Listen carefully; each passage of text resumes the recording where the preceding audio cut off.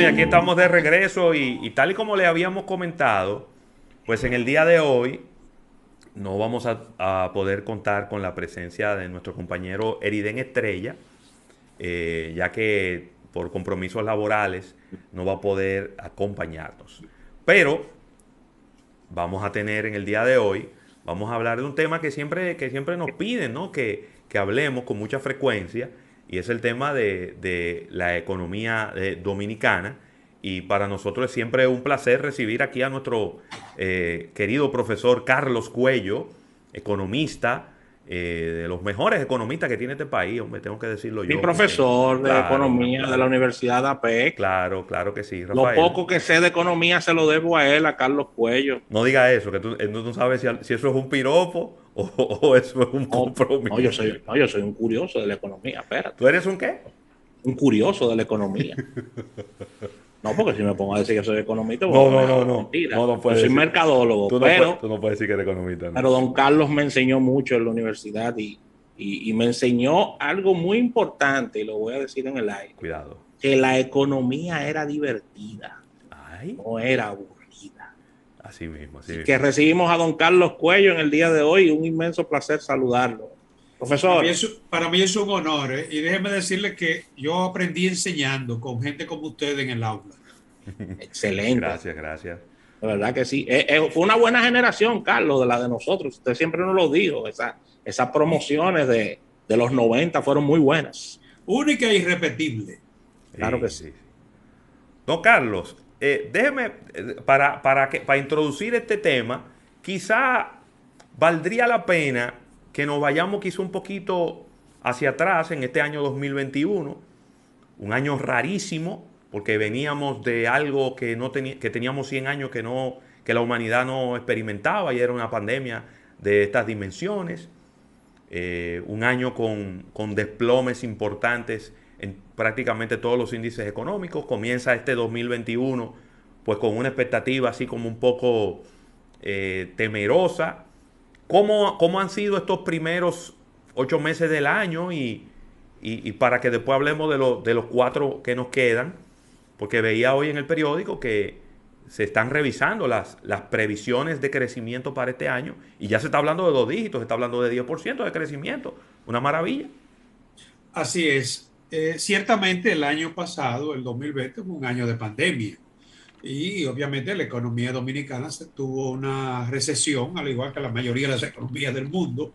Y el crecimiento que venía siendo sostenido con una tasa promedio de un 5% en el largo plazo, a lo largo de todo este siglo, no obstante lo que fue la crisis bancaria del año 2003-2004, ¿no? Pero la economía mantenía un ritmo de crecimiento por encima de un 5% para este año y se situaba entre las economías más dinámicas de la región latinoamericana y caribeña. Con la pandemia todo se rompió, ¿no? Todo se vino abajo y la economía registró un 6.7% de crecimiento, pero negativo. Sí. Eso es ligeramente por debajo a lo que fue el resultado para la región latinoamericana y caribeña, pero este año arrancó con otra tónica, digamos. Sin embargo, hubo que esperar a febrero para tener cifra positiva, Sí. muy moderada de apenas un 1.1%, pero lo más importante es que después que apareció lo positivo, todo el tiempo hemos venido mejorando el crecimiento, a tal extremo de que los datos que se tienen los últimos hablan de un crecimiento de un 13.3% con respecto al año pasado. Es Claro, obvio que era de esperarse ese rebote. claro. De todos modos, si lo que queremos medir es una recuperación, porque nadie ha dicho que estemos ya, digamos que, superando lo que quedó atrás. Ese hueco tomará posiblemente este año y a lo mejor parte del otro. Con buena suerte y con la vida de gracia por delante, Sí. podríamos, si logramos un crecimiento de un 2%, podríamos recuperar prácticamente el tiempo perdido. Pero eso todavía nadie lo puede garantizar. Ahora bien, ¿qué ha pasado con el crecimiento de este año? Que cuando se compara con el año 2019, que fue un año normal, aún así está por encima. O sea que la tendencia es buena. Y ustedes saben lo que significan las expectativas. No es lo mismo uno hacer proyecciones o uno incentivar, estimular una economía donde las expectativas son negativas. La gente tiene buenas expectativas porque está viendo resultados. Claro. No hay que ir lejos ni ser economista para darse cuenta, ¿no? Que las actividades económicas de este país, que el dinamismo de la economía Sí. se está recuperando. Sí. Eso es así. En algunos sectores incluso que han sido pilares en la recuperación, como la construcción, por ejemplo. Pero lo que te despierta a uno aquí es el sonido de las máquinas y de los obreros, ¿no? Entonces, Esas repicadoras ahí haciendo hoyos en las principales avenidas. sí, y la melodía de los obreros, expresándose en voz muy típica de nosotros, ¿no? Claro. Entonces, en realidad la economía se está recuperando, pero cuando hablamos de recuperación, yo siempre lo comparo con un paciente. Sí. Un paciente que puede haber estado en cuidados intensivos, tú tienes que llevarlo despacio para que vuelva a recuperar y volver a donde tú estabas antes, ¿no? Claro. Y en ese proceso es que estamos. Si vamos bien o vamos mal, yo pienso que vamos bien en el sentido de que en el primer semestre se logró ese crecimiento que hablábamos anteriormente, según las mediciones del Banco Central. Tengo que darle crédito porque es la institución que dispone de modelos Sí. para hacer estas mediciones o estimaciones, porque hay muchas estimaciones, ¿o no? Pero siempre ha sido así. Claro. Y la asesoría de organismos internacionales como el Banco Mundial, el BID, la OIT, etcétera, ¿no?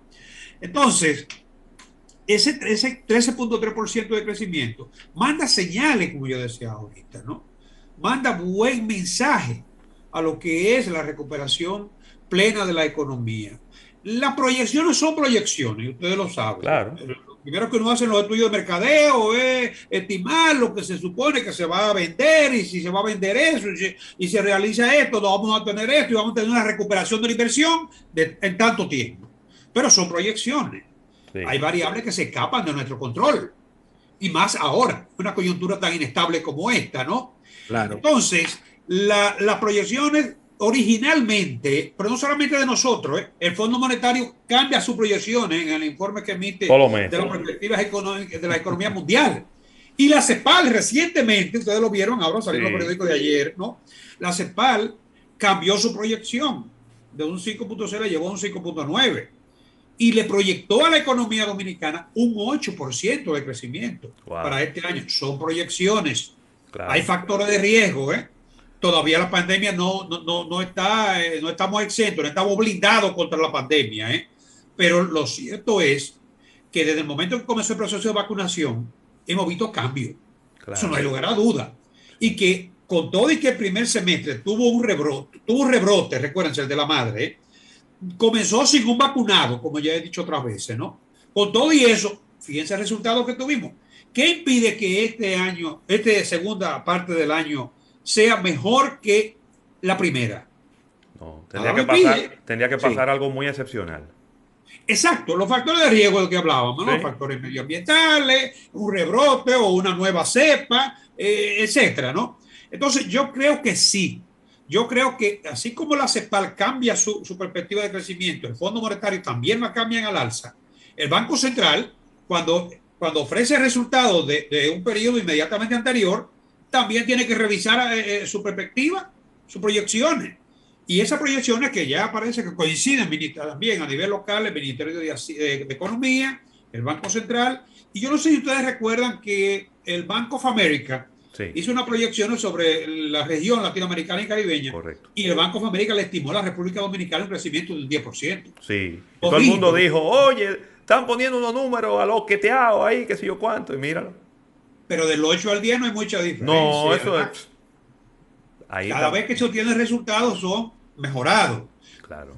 Quiera Dios que así sea, ¿no? Claro. Sin embargo, si nosotros logramos un crecimiento de más de un 10, digamos que podría ser un 2, en ese caso sí estaríamos recuperando el tiempo perdido.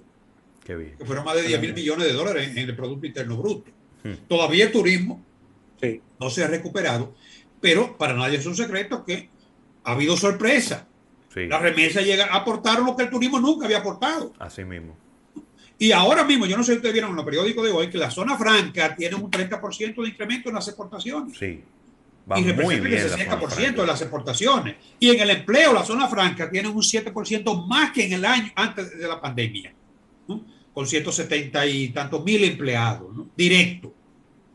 O sea que la verdad, todos los indicadores indican, reflejan todo que la economía dominicana se está recuperando y que si sigue ese ritmo de recuperación, podría lograr, digamos que recuperar el tiempo perdido con la pandemia en el año 2020. Don Carlos, una de las peticiones, de los reclamos quizás de amplia parte de la población, se viene dando desde hace tiempo con el tema de la distribución de las riquezas. Esta es una conversación que tenemos tiempo llevándola, que la gente no niega que hay crecimiento económico en los países, pero hay una supuesta queja, o una supuesta, no una queja, de una amplia parte de la población en lo que es la repartición de todo este crecimiento. ¿Usted piensa que las autoridades quizá pudieran hacer un rediseño, las nuevas autoridades, un rediseño de esta repartición, o esta arquitectura económica macro es tan fuerte que no se puede cambiar y debemos seguir con los mismos modelos que tenemos? No, sería absurdo y sería una negación de lo que es la esencia misma de la dinámica de un sistema para mantenerse. En realidad, la economía de mercado es muy compleja. Es muy compleja. Muy compleja porque la verdad es que los mercados son muy eficientes en términos de producción. No nos podemos perder en eso. Y son muy ágiles en la materia de distribución, en los canales de distribución. Ahora bien, en lo que se refiere a la distribución de la riqueza, en lo que se refiere al acceso a la mejoría, digamos, en lo que se refiere a la distribución del ingreso, lamentablemente los mercados no son muy dados, digamos, a detenerse en esa parte. Pero la economía no puede prescindir de los mercados. Yo creo que hay muchísimos ejemplos en el mundo. Todos aquellos países que han pretendido suplantar los mercados han fracasado en la producción y han fracasado en la distribución. No han logrado mejorar la calidad de vida de la gente. Entonces, los mecanismos de distribución de la economía de mercado, lamentablemente también vienen dados en función del mercado. El mercado es el que decide a dónde se va a invertir, qué se va a producir, cómo se va a producir, para quién se va a producir. En la medida en que el mercado logra ese objetivo, se espera que haya una participación de la gente en el empleo, sobre todo en el mercado laboral, y que se vaya mejorando la condición de la calidad de vida de la gente y que la inversión fluya. Porque podríamos despojar a los que poseen los medios de producción, como se estila en la economía socialista. Pero eso garantiza, tener los medios de producción en la mano garantiza la eficiencia productiva como para mejorar la calidad de vida de la gente. Nada más hay que ver el modelo de Venezuela. Todo, en todo. Por eso se cayó el socialismo. ¿No? Metió a Venezuela en el lío. Claro, exacto. El más reciente. Es un caso que lo tenemos cerca, ¿no? Sí. Entonces, la realidad es que, y en estos momentos, es una de las grandes preocupaciones de la economía, y los grandes economistas como Stiglitz, Krugman, te están planteando, bueno, y uno de ellos, el francés Piketty, ¿no? Ese es el gran tema, el gran problema de la economía, no solamente en países subdesarrollados, que es más grave la situación, ¿no? En los países desarrollados también, hemos visto las protestas en París, pero claro, en todos los países desarrollados. Entonces, hay que buscar algún mecanismo, ¿no? Que mejore la distribución, sin renunciar a la ventaja que se ha conseguido con el modelo de la economía capitalista de mercado, ¿no? Que garantiza, ¿no? Que estimula, que incentiva la producción. Si no creamos riqueza, no vamos a eliminar pobreza, vamos a estar claros. Es la realidad. Ahora, hay mecanismos de distribución. En este caso hay un rol que es fundamental y es la política pública. Sí. En este caso la política pública jugó un papel importante. Claro. Sin política pública, sin el gasto social, la pandemia pudo haber sido un mal consejero, pudo haber sido, digamos, leña para el fuego. Entonces, fíjate que el Estado jugó un papel importantísimo en este caso. Lamentablemente, en una coyuntura donde el gasto público lo más que daba era para atender lo prioritario. Bueno. Lo ideal sería que dentro del esquema de la economía que tenemos, se puedan diseñar mecanismos de política pública que contribuyan a mejorar la calidad de vida de la gente. Pero claro, yo creo que el Estado es el más llamado a hacer eso, o a por lo menos ser actor activo en ese proceso. Porque no quiere decir tampoco que porque pongamos todo, aún los recursos de la seguridad social y del gasto social en manos del Estado, eso va a garantizar eficiencia, calidad en el gasto, ¿eh? Pero sí es indiscutible que el Estado puede hacer mucho, pero dudo que pueda hacerlo todo, ¿eh? Y dudo que pueda hacer mucho el Estado, un Estado como el nuestro, cuando lo que recibe de lo que es la generación del producto es menos del 15%, por concepto de presión tributaria.